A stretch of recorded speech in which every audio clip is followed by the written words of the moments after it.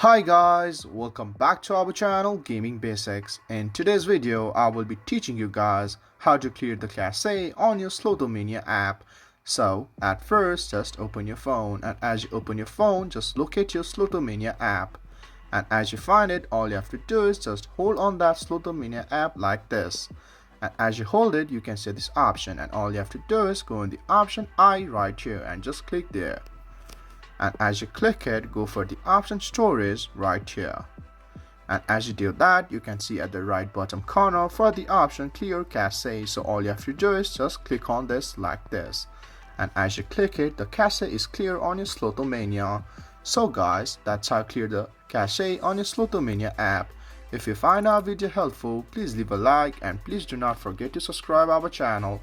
Also hit the bell icon to get updates with our latest videos. And drop a comment for reviews and more content like this. I will see you guys again in our next video. Thank you for watching.